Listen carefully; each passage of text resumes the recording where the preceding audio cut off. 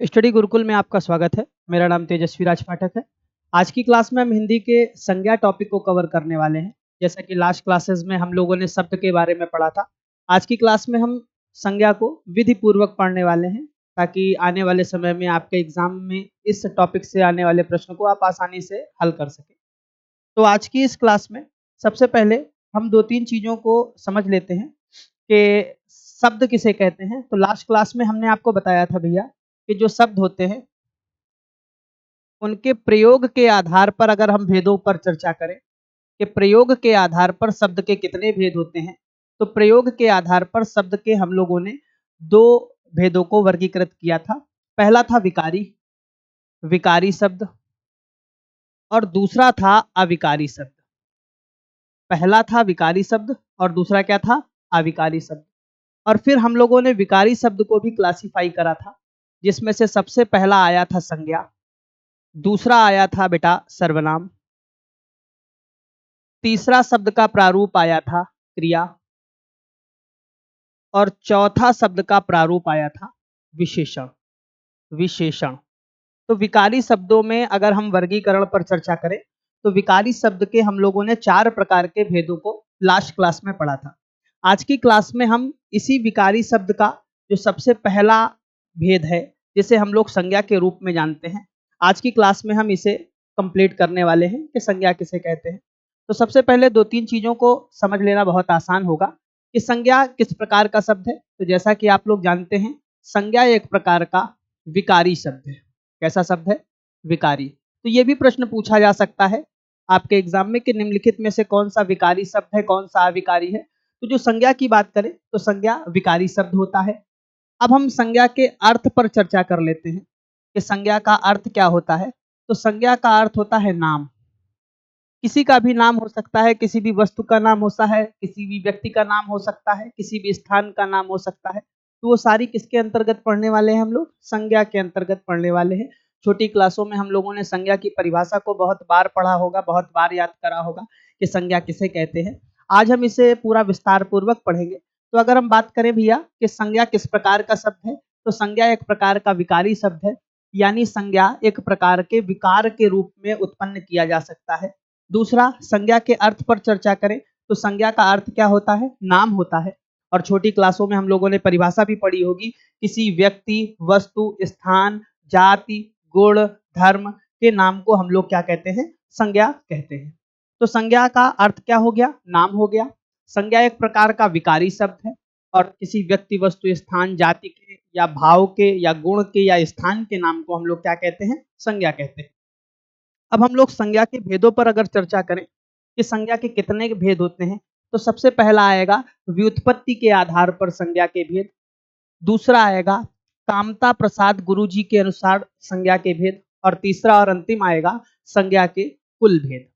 तो जैसा कि आपको लिखा दिख रहा है, व्युत्पत्ति के आधार पर संज्ञा के 3 भेद होते हैं। पहला होता है ऋण संज्ञा, दूसरा होता है यौगिक संज्ञा, और तीसरा कौन सा होता है? योग ऋण संज्ञा। और अगर हम लोग संज्ञा के भेद कामता प्रसाद गुरुजी, जो कि एक वैयाकरण हुए, जो बेटा व्याकरण का ज्ञाता होता है, जो व्याकरण का विद्वान होता है बेटा, उसे हम लोग वैयाकरण कहते हैं। तो अगर कामता प्रसाद गुरुजी के अनुसार संज्ञा के भेदों पर चर्चा करें तो ये 3 प्रकार के होते हैं। सबसे पहले व्यक्तिवाचक, दूसरा जातिवाचक, और तीसरा कौन सा आएगा? भाववाचक संज्ञा। अगर हम संज्ञा के कुल भेदों पर चर्चा करें तो संज्ञा के कुल 5 भेद होते हैं। सबसे पहला आएगा व्यक्तिवाचक संज्ञा, दूसरा आएगा जातिवाचक संज्ञा, तीसरा आएगा भाववाचक संज्ञा, चौथा आएगा द्रव्यवाचक संज्ञा। द्रव्यवाचक का बेटा दूसरा नाम पदार्थवाचक संज्ञा भी होता है, और अंतिम आएगा समूहवाचक संज्ञा। तो आप ये याद रखिएगा कि व्युत्पत्ति के आधार पर संज्ञा के 3 भेद होते हैं। कौन कौन से? ऋण संज्ञा, यौगिक संज्ञा और योग ऋण संज्ञा। और कामता प्रसाद गुरुजी ने भी संज्ञा के कितने भेद बताए हैं? 3 प्रकार के भेदों पर चर्चा करी है। और अगर संज्ञा के कुल भेदों पर बात करें तो संज्ञा के कुल भेद कितने हैं? 5 होते हैं। ये अगर हम बात करें तो ये वर्तमान समय का आधुनिक मत है। आधुनिक मत मतलब बेटा, आधुनिक मत का मतलब होता है वर्तमान समय में इसको ज्यादा वरीयता दी जा रही है कि संज्ञा के कुल कितने भेद होते हैं? संज्ञा के कुल 5 भेद होते हैं। तो सबसे पहले हम लोग आज पढ़ने वाले हैं व्युत्पत्ति के आधार पर संज्ञा के भेदों पर चर्चा करेंगे कि व्युत्पत्ति के आधार पर संज्ञा के कितने भेद होते हैं। तो सबसे पहला हम लोग चर्चा करेंगे व्युत्पत्ति के आधार पर,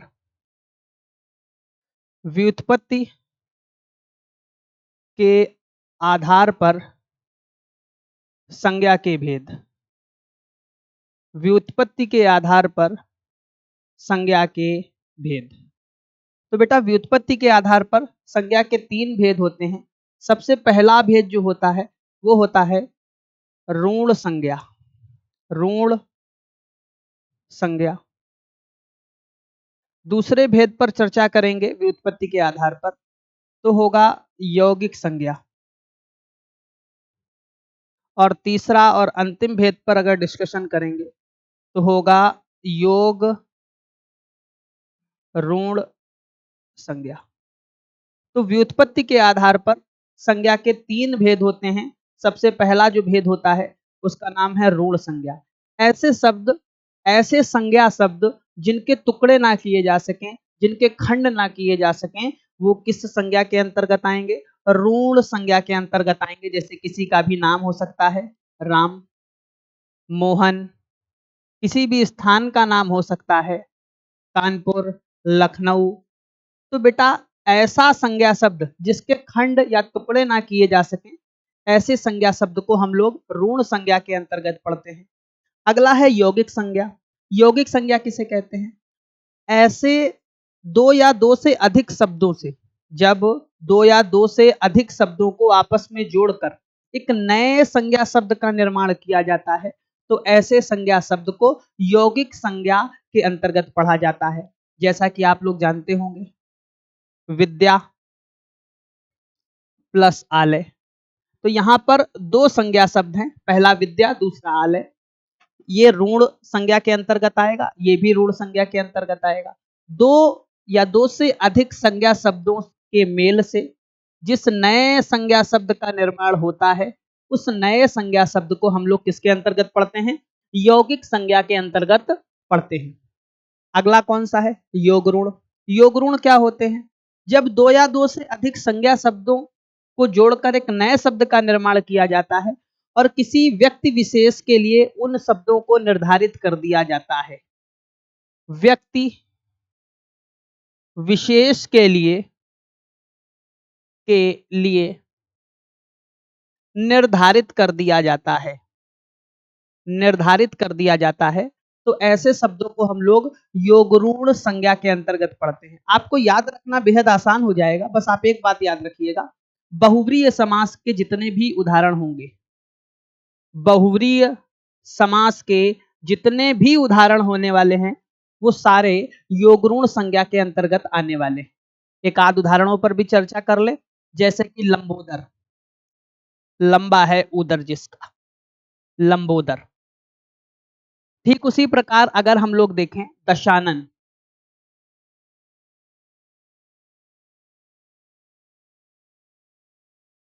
जैसा कि आप जानते हैं 10 हैं जिसके सर, उसे हम लोग क्या कहेंगे? दशानन। तो ध्यान से देखेंगे 10 और आनन दो शब्दों से मिलकर बना होता है दशानन। तो अगर दशानन पर चर्चा करेंगे तो इसमें दो या दो से अधिक शब्दों से मिलकर बना है और किसी व्यक्ति विशेष के लिए इसका निर्धारण कर दिया गया है। तो ऐसे संज्ञा शब्द को हम लोग बच्चे किसके अंतर्गत पढ़ने वाले हैं? योगऋण संज्ञा शब्द के अंतर्गत पढ़ने वाले हैं। तो जैसा कि हम लोगों ने सबसे पहले देखा कि व्युत्पत्ति के आधार पर संज्ञा के कितने भेद होते हैं, तो व्युत्पत्ति के आधार पर संज्ञा के तीन भेद होते हैं। कितने भेद होते हैं बेटा? तीन भेद होते हैं।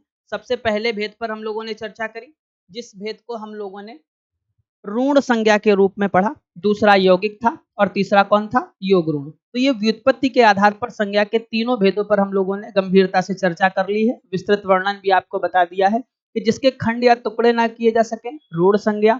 जो दो या दो से अधिक शब्दों से मिलकर बनी हो, यौगिक संज्ञा। जो दो या दो से अधिक शब्दों से मिलकर बनी हो किंतु किसी व्यक्ति विशेष के लिए इसका निर्धारण कर दिया गया हो, फिक्स कर दिया गया हो, ऐसी संज्ञा को हम लोग योग ऋण संज्ञा के अंतर्गत पढ़ते हैं। अब हम संज्ञा के सारे भेदों पर चर्चा करने वाले हैं कि संज्ञा के, जैसा कि अभी हम लोगों ने थोड़े समय पहले ही देखा कि संज्ञा के 5 भेद होते हैं। अगर हम कुल भेदों पर चर्चा करें कि भैया संज्ञा के कुल कितने भेद होते हैं, तो संज्ञा के कुल 5 भेद होते हैं। आज हम उन्हीं 5 भेदों पर चर्चा करने वाले हैं। इन 5 भेदों की श्रेणी में जो सबसे पहला आएगा, जिसे हम लोग क्या कहेंगे बेटा? व्यक्तिवाचक संज्ञा। आप विधिवत तरीके से इसके नोट्स बनाएंगे, साथ ही साथ इसे मल्टीपल टाइम्स रिवाइज करेंगे और प्रीवियस ईयर क्वेश्चंस को लगाएंगे, तब ये आपको बहुत अच्छे से कंठस्थ हो जाएगा।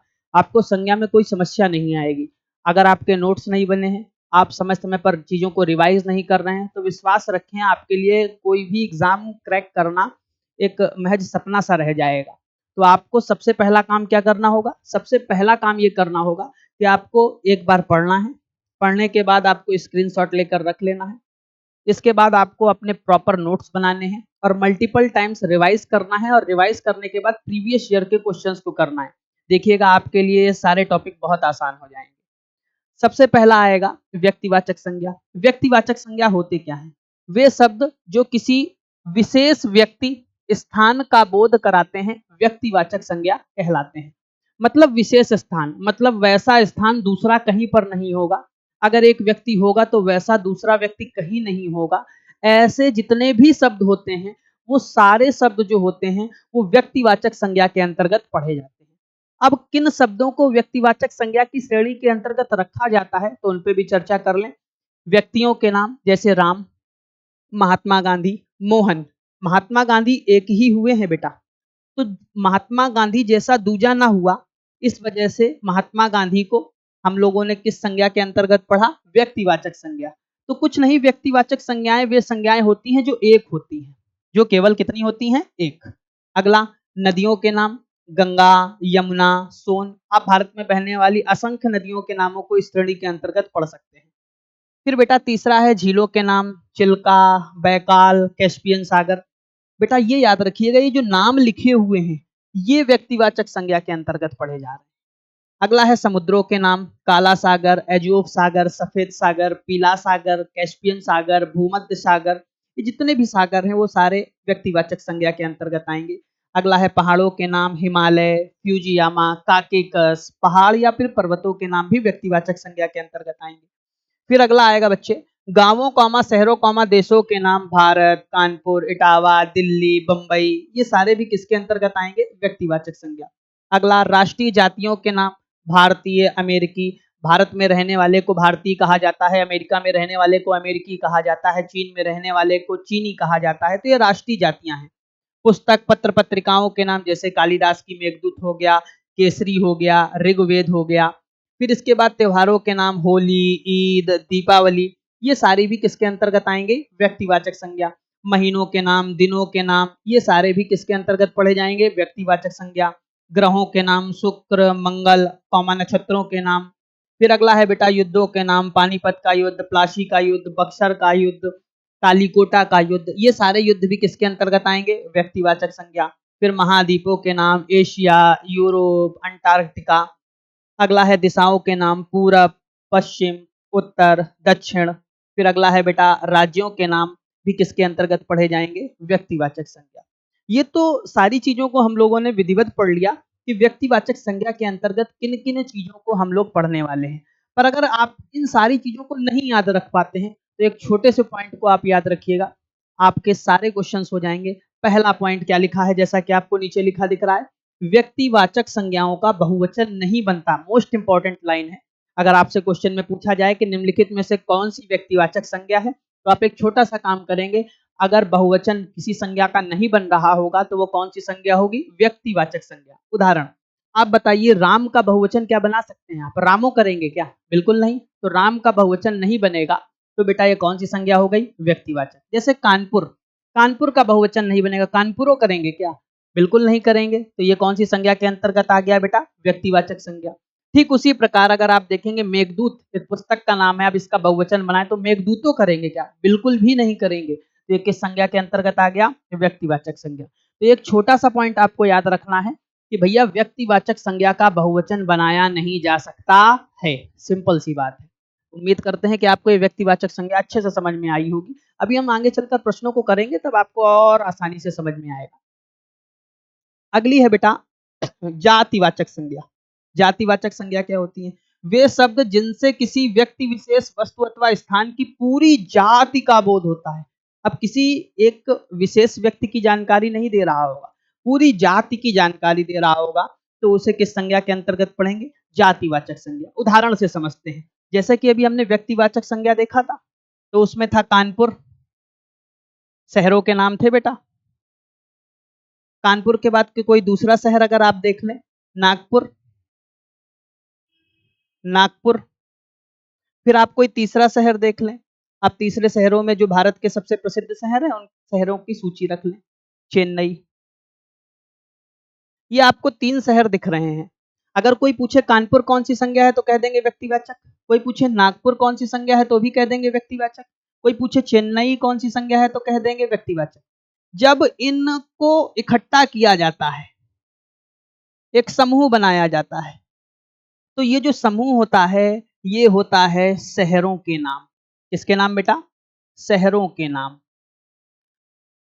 तो ये जो शहरों के नाम आपको लिखा दिख रहा है, ये कौन सी संज्ञा आ गई? जातिवाचक। मतलब ढेर सारे व्यक्तियों, स्थानों के समूहों की जानकारी जब हमें देता है तो ये कौन सी संज्ञा आ गई बेटा? तो ये संज्ञा तुम्हारी आ गई जातिवाचक। जब समूह की जानकारी दे तो जातिवाचक। जैसे हिमालय किसी ने कह दिया तो हिमालय तो एक है ना, तो ये व्यक्तिवाचक संज्ञा आ गया। किसी ने कह दिया हिमालय प्लस, हिमालय के साथ और जोड़ रहे हैं, फ्यूजियामा प्लस एंडीज, और कह रहा है इनका समूह जो है, तो जो इनका समूह है ये पर्वतों का समूह है ना, तो पर्वत जो आ जाएगा वो हो जाएगा जातिवाचक संज्ञा।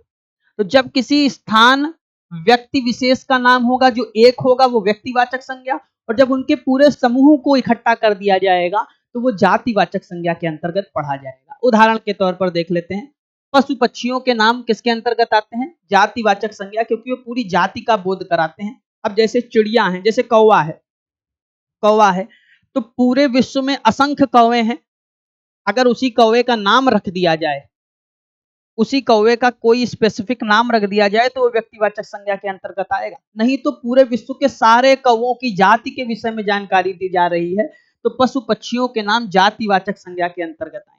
दूसरा याद रखिएगा, कीट पतंगों के नाम भी जातिवाचक संज्ञा के अंतर्गत आएंगे।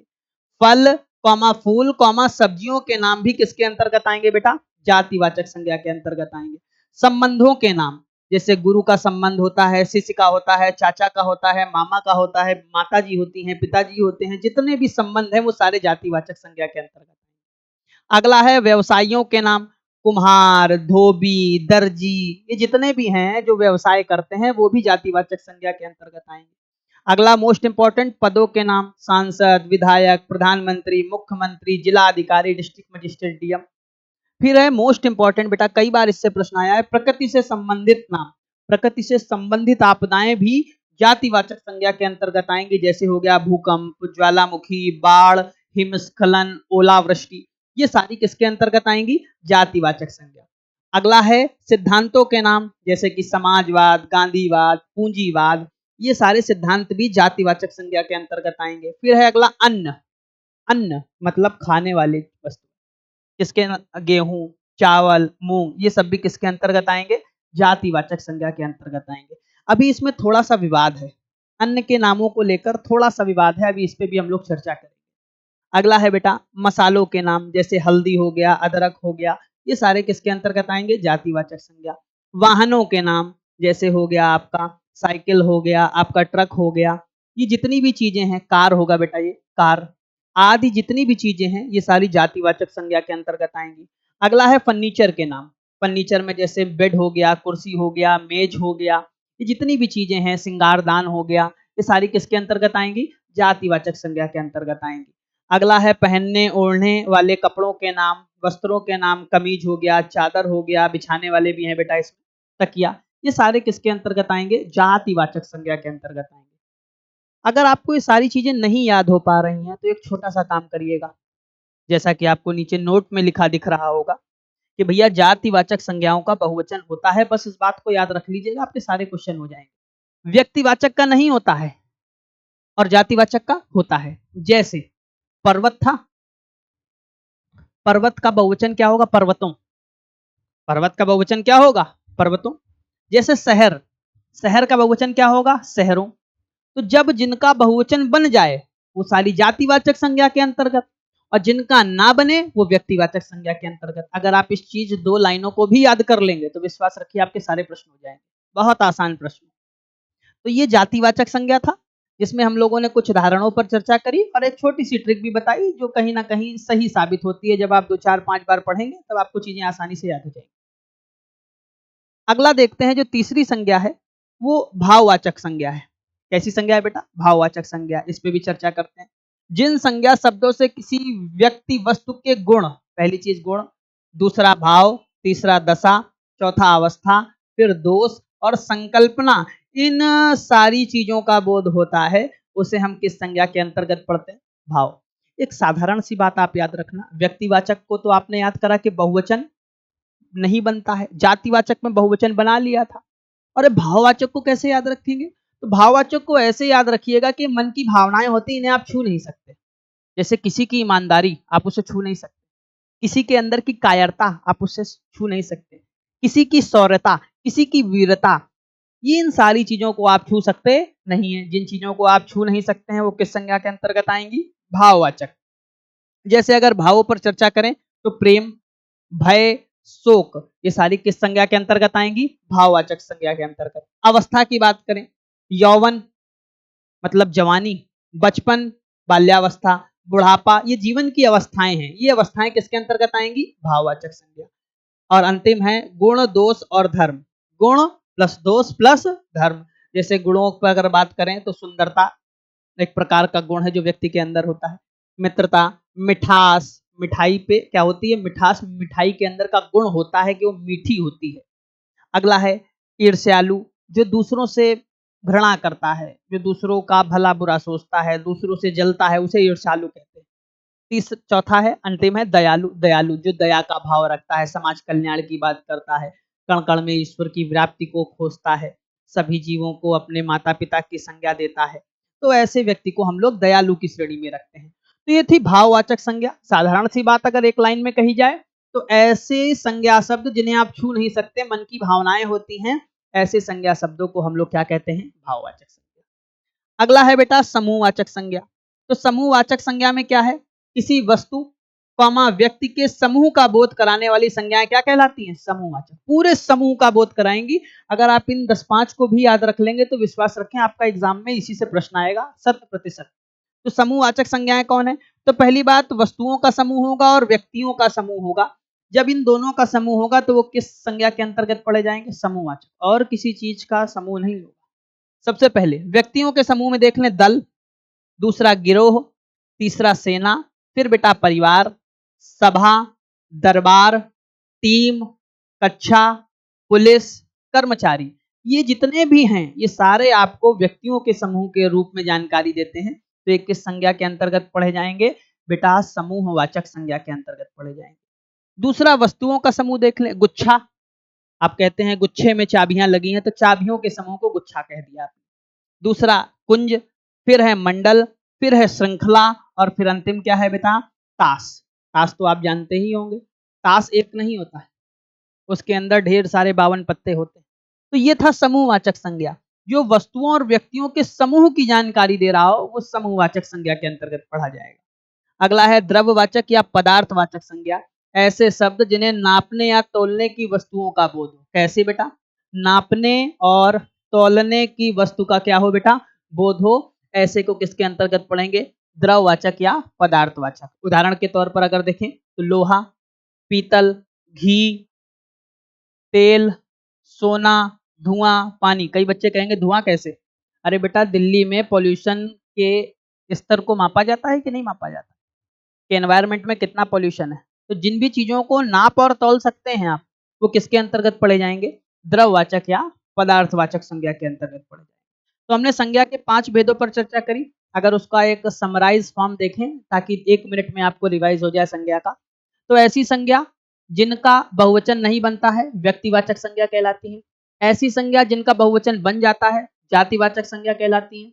ऐसी संज्ञा शब्द जिन्हें आप छू नहीं सकते हैं, मन की भावनाएं होती हैं, वो आती हैं आपकी कौन सी संज्ञा? भाववाचक संज्ञा के अंतर्गत। फिर चौथा आ गया समूहवाचक, जो किसी वस्तु और व्यक्तियों के समूह की जानकारी देती हैं, समूहवाचक संज्ञा के अंतर्गत आती हैं। और अंतिम अगर बात करें द्रव्यवाचक और पदार्थवाचक, जो नापने और तौलने की वस्तुएं होती हैं, वो सारे शब्द आपके किस संज्ञा के अंतर्गत आते हैं? द्रव्य या पदार्थवाचक संज्ञा। ये थे संज्ञा के 5 भेद। अभी कुछ और छोटी सी चर्चा कर लेते हैं। संज्ञा का परिवर्तन, कई बार एग्जाम में इससे प्रश्न आते हैं, आप इसको हूबहू नोट करेंगे, आपको सब याद हो जाएगा।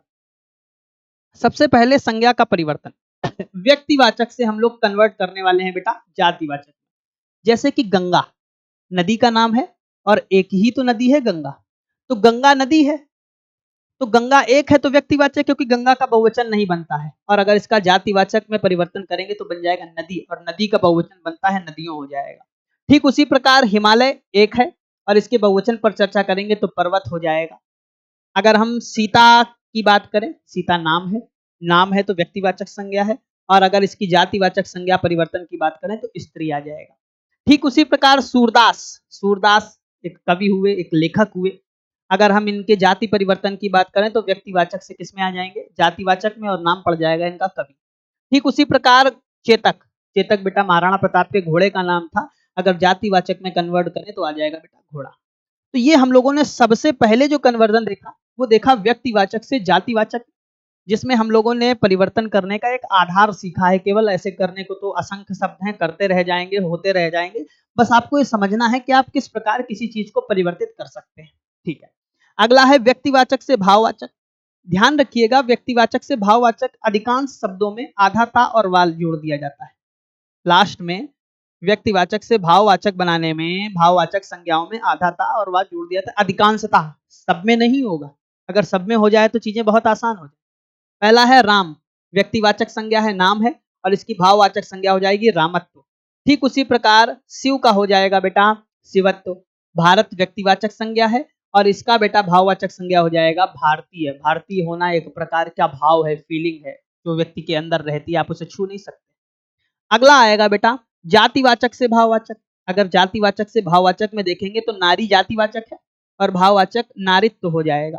ठीक उसी प्रकार मित्र से अगर हम लोग देखेंगे भाववाचक तो बेटा मित्रता हो जाएगी। आप किसी की मित्रता को नहीं छू सकते हैं, क्योंकि मित्रता एक प्रकार की भावना है। आप अपने मित्र को तो छू सकते हैं किंतु मित्रता को नहीं छुआ जा सकता है। अगला आएगा बेटा गुरु, गुरु पर चर्चा करें तो गुरुत्व हो जाएगा। ठीक उसी प्रकार पंडित, पंडित का क्या हो जाएगा बेटा पंडिताई हो जाएगा। तो ये हम लोगों ने सबसे पहले व्यक्तिवाचक से जातिवाचक परिवर्तन देखा, फिर व्यक्तिवाचक से भाववाचक परिवर्तन देखा, फिर जातिवाचक से भाववाचक परिवर्तन देखा। ये परिवर्तन आप जरूर 2-4 बार पढ़ेंगे ताकि आपको एक अंदाजा लग सके कि प्रश्न किस प्रकार से आएंगे। जब कभी हम प्रैक्टिस सेट करेंगे तब उन पर गंभीरता से चर्चा कर लेंगे, 10, 15, 20, 25 लगातार क्वेश्चंस को कर लेंगे तो आपको आसानी से समझ में आ जाएगा। अगला है सर्वनाम से संज्ञा परिवर्तन। अपना से बेटा अपना सर्वनाम होता है, अभी आप आगे पढ़ेंगे तो समझ में आ जाएगा।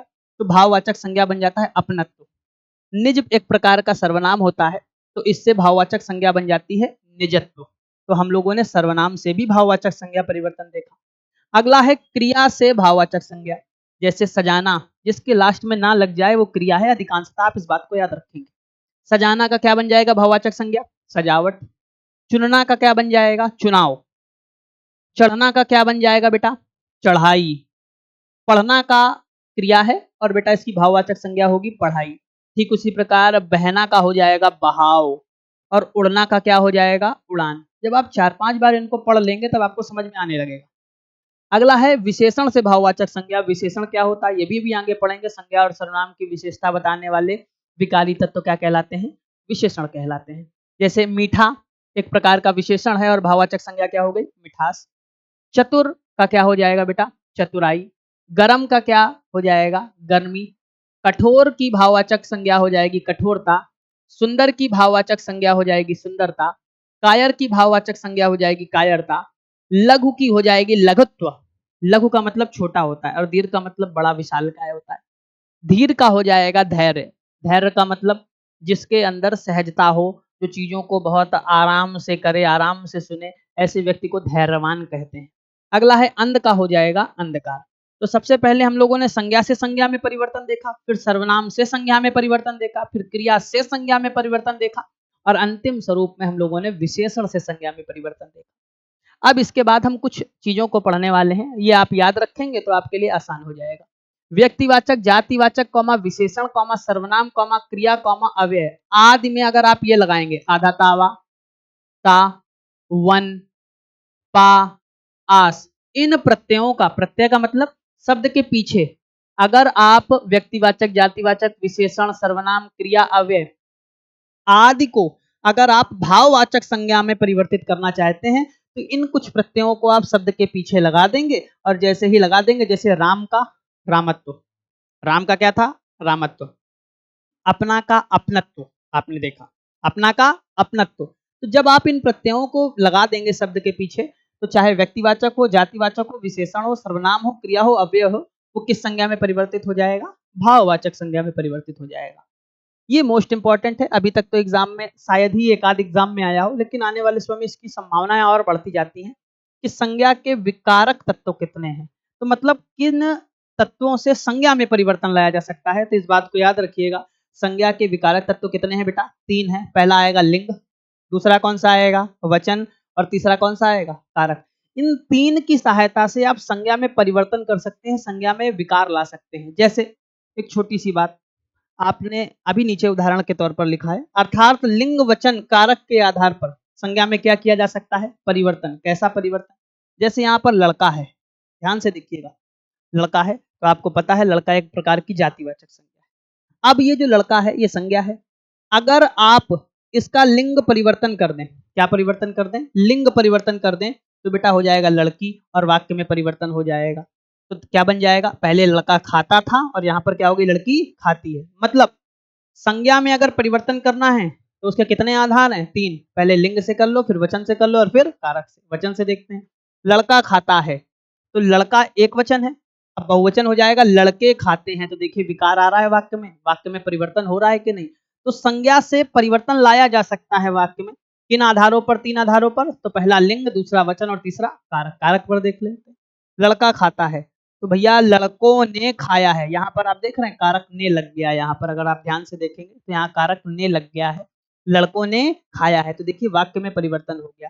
तो संज्ञा से वाक्य में परिवर्तन किन आधारों पर किया जा सकता है, कोई एक वाक्य दिया है और कह रहा है कि इस वाक्य को किन आधारों पर परिवर्तित किया जा सकता है। तो तुम सबसे पहले बेटा बोल देना कि संज्ञा के आधार पर किया जा सकता है, पहली चीज। दूसरा पूछेगा कि भैया ये संज्ञा के किन आधारों पर किया जा सकता है, तो तुम कह देना संज्ञा के बेटा 3 आधार हैं, पहला लिंग, दूसरा वचन, और तीसरा कारक।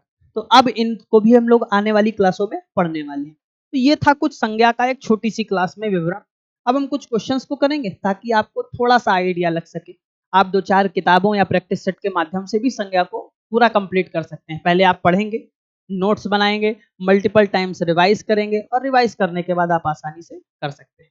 तो सबसे पहले हम लोगों ने संज्ञा का विस्तृतपूर्ण अध्ययन करा है। अब हम लोग आगे देखने वाले हैं संज्ञा के विषय में, संज्ञा से संबंधित कुछ प्रश्नों के माध्यम से। चलिए,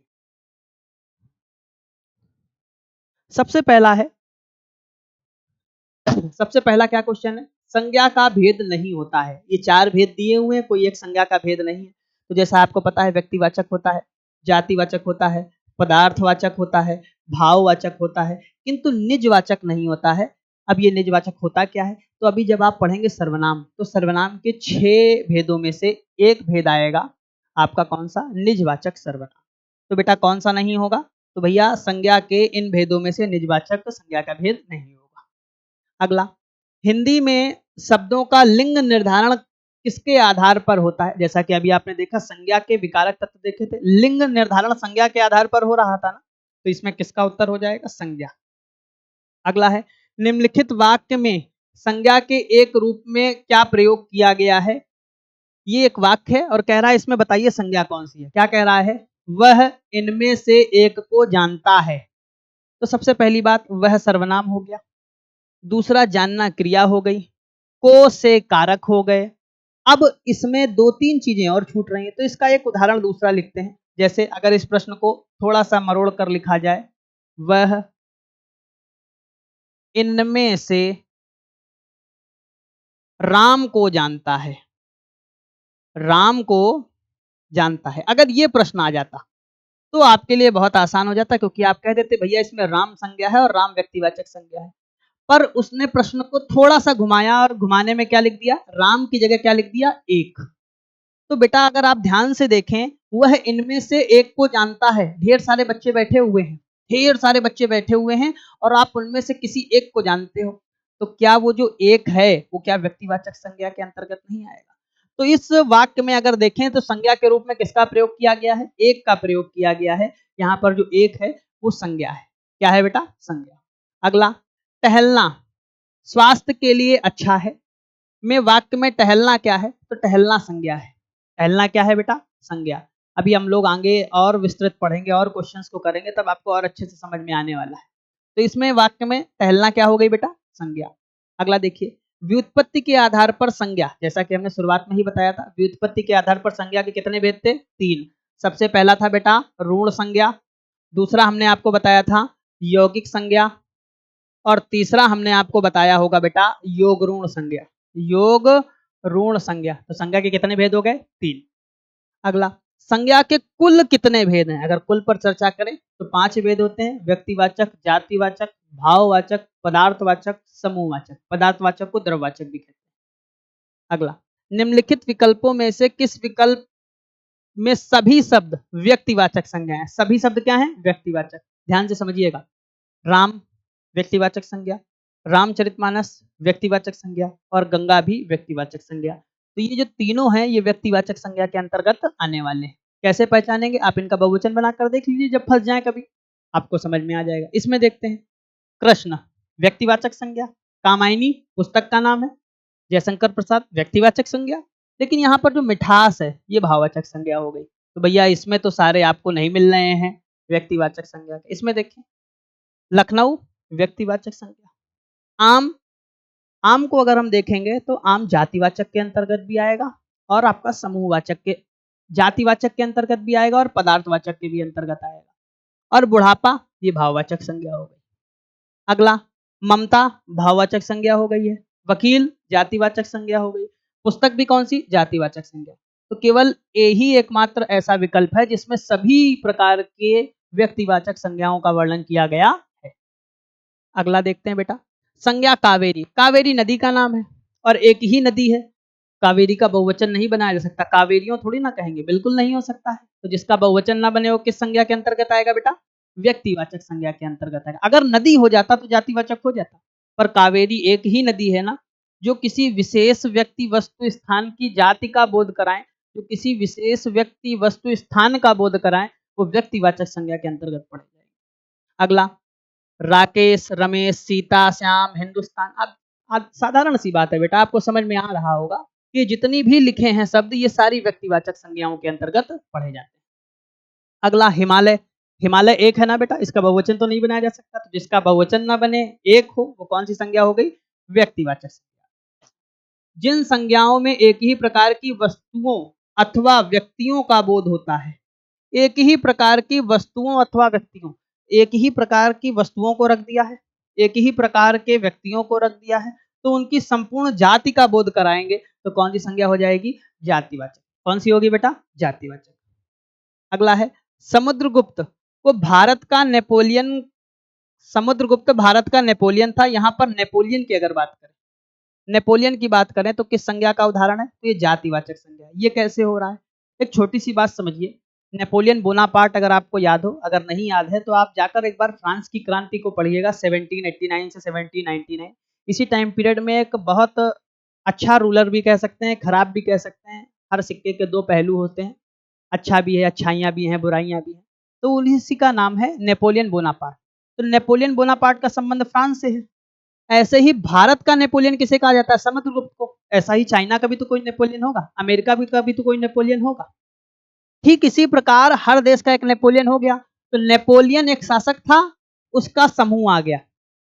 उसका क्या आ गया, भारत का भी हो गया, चाइना का भी हो गया, पाकिस्तान का भी एक नेपोलियन हो गया। तो एक नेपोलियन की पूरी जाति आ गई ना, तो यहाँ पर नेपोलियन कौन सी संज्ञा हो गई बेटा, जातिवाचक संज्ञा हो गई। अगला है जातिवाचक संज्ञा शब्द है निम्नलिखित में से कौन सा जातिवाचक। कामायनी पुस्तक का नाम है, व्यक्तिवाचक। रसीला भाव है, रसीला क्या है, भाव है। आम आप जानते हैं, आम को दोनों के अंतर्गत पढ़ा जा सकता है।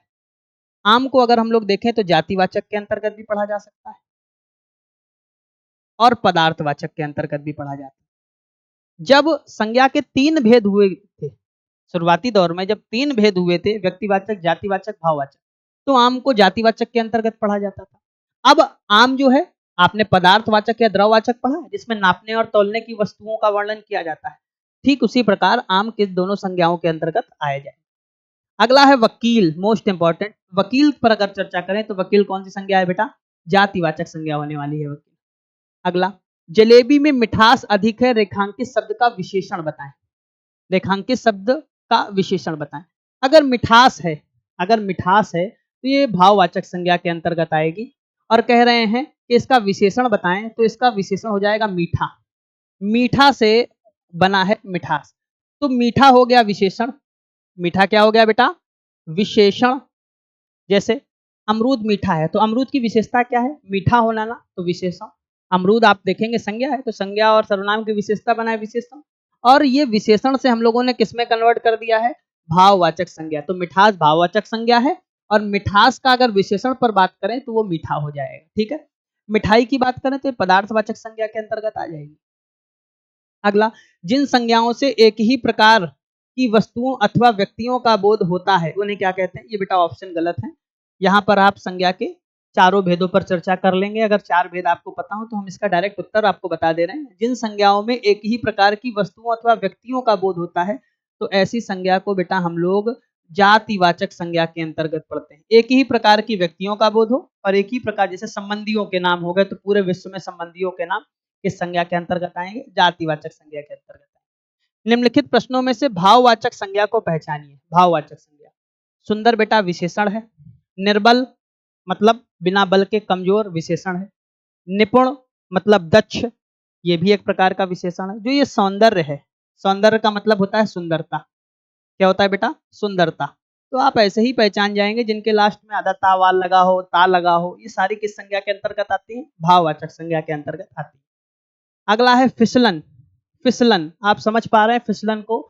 बेटा आप छू नहीं सकते हो, उसे महसूस किया जा सकता है। आप लात रखोगे और गिर जाओगे, कहोगे फिसलन थी। अगर आप छू कर देख कर महसूस कर लेते तो फिर क्या था?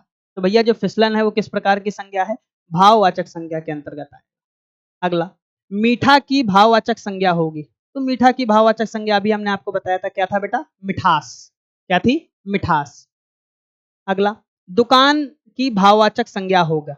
दुकान की भाववाचक संज्ञा होगी तो बेटा होगा दुकानदारी। क्या होगा बेटा? दुकानदारी। ठीक है। अगला, समिति शब्द हिंदी व्याकरण के अनुसार संज्ञा के किन भेदों की श्रेणी में आता है? समिति जो है, कई लोगों का एक ग्रुप होता है, उसे समिति का कहते हैं। तो समिति समूहवाचक संज्ञा के अंतर्गत आएगा, जैसा कि अभी हम लोगों ने पढ़ा भी होगा। अगला है, कक्षा शब्द हिंदी व्याकरण के अनुसार संज्ञा के भेदों में से किस श्रेणी में आता है? तो कक्षा अगर बात करें तो ये समूहवाचक संज्ञा के अंतर्गत आएगा। कक्षा हो गया, भीड़ हो गया, दल हो गया, कर्मचारी हो गया, सेना हो गया, पुलिस हो गया, गुच्छा हो गया, कुंज हो गया, पुंज हो गया, श्रृंखला हो गया, ये सारी किसके अंतर्गत आने वाली है? भाववाचक संज्ञा के अंतर्गत। निम्नलिखित में से कौन सा शब्द द्रववाचक संज्ञा के अंतर्गत आएगा, जिसे नापा और तौला जा सके? तो बेटा अगर हम ध्यान से देखें तो ये दूध आपको दिख रहा होगा, ये किस संज्ञा के अंतर्गत आएगा? द्रववाचक संज्ञा के अंतर्गत आएगा। और अभी आपने मिठाई देखा, तो मिठाई को हमने जातिवाचक संज्ञा के अंतर्गत पदार्थों के नाम में पढ़ा था, तो ये मिठाई जातिवाचक संज्ञा। खटाई, खटाई आप नाप तौल भी सकते हैं। खटाई लेने जाते हैं ना, तो नाप तौल सकते हैं, ये भी जातिवाचक संज्ञा के अंतर्गत आएगा। तो दूध को आप नाप तौल सकते हैं। तो ये जो दूध है बेटा, ये किस संज्ञा के अंतर्गत आएगा? द्रव, या फिर बेटा कौन सी संज्ञा होगी? पदार्थवाचक संज्ञा। अगला, ठंड क्या है? ठंड को महसूस किया जा सकता है, तो ये भाव है। ठंड, ठंडक एक प्रकार का भाव है। अगला, दूध शब्द किस प्रकार की संज्ञा है? तो दूध शब्द जो है बेटा वो द्रववाचक संज्ञा, इसे नाप तौल सकते हैं। अगला, गांधी को राष्ट्रपिता कहा गया है, वाक्य में संज्ञा किस से किस रूप में परिवर्तित हो रही है? अगर गांधी देखेंगे तो गांधी एक प्रकार की जाति है। क्या है बेटा? जाति। अब आप कहेंगे गांधी जाति कैसे हो गई? अच्छा, उदाहरण के तौर पर मिश्रा है, तो पूरे भारत के मिश्रा हैं कि नहीं है? तो मिश्राओं का एक समूह हो गया कि नहीं हो गया? जो पूरे समूह, किसी व्यक्ति विशेष की समूह की जानकारी दे, वो जातिवाचक संज्ञा के अंतर्गत आएगा। तो गांधी एक प्रकार की जाति हो गई। भारत के ढेर सारे गांधी थे, ढेर सारे गांधी थे भारत में, आज भी बहुत सारे गांधी काम कर रहे हैं क्षेत्र में। तो बेटा ये गांधी हो गए। अब यहाँ पर राष्ट्रपिता आ गया, तो भारत के राष्ट्रपिता तो केवल एक हैं। अगर राष्ट्रपिता की चर्चा करें तो गांधी को राष्ट्रपिता, तो राष्ट्रपिता अगर हम देखेंगे तो राष्ट्रपिता हो गई व्यक्तिवाचक संज्ञा। तो बेटा अगर हम इसको साधारण सी बात में देखें कि भैया कहाँ से कहाँ जा रहा है, तो जातिवाचक से व्यक्तिवाचक। गांधी जी हो गया जाति, गांधी क्या हो गया? जाति। तो सबसे पहले जाति कह रहे हैं, किससे किस में परिवर्तित किया है? तो जाति से किस में परिवर्तित किया है? व्यक्ति, क्योंकि राष्ट्रपिता एक है और व्यक्ति विशेष की जानकारी दे रहे हैं। तो कौन सी संज्ञा हो गई? तो ये हो गई व्यक्तिवाचक। अंतिम प्रश्न देखते हैं। कालिमा एक भाववाचक संज्ञा है जो विशेषण, किस विशेषण से बनी है? काल का मतलब होता है समय, बिल्कुल नहीं बनी होगी। काला, काला से क्या बनी है? कालीमा। काला एक विशेषण है और इससे बनने वाली भाववाचक संज्ञा हो गई कालीमा, जैसे लाल से हो गई लालिमा। तो ये कुछ था हमारा 25 प्रश्नों का एक छोटा सा सेशन, जिसमें हम लोगों ने संज्ञा को विधिवत पढ़ा और विधिवत पढ़ने के बाद उससे संबंधित प्रश्नों पर भी चर्चा करी। मुझे उम्मीद है कि आपको ये छोटा सा वीडियो बहुत अच्छे से समझ में आया होगा। अगर जरा सा भी डाउट हो तो कमेंट सेक्शन में आप इस डाउट को जरूर पूछेंगे। अगली क्लास में नए टॉपिक के साथ फिर से मुलाकात होगी, तब तक के लिए धन्यवाद।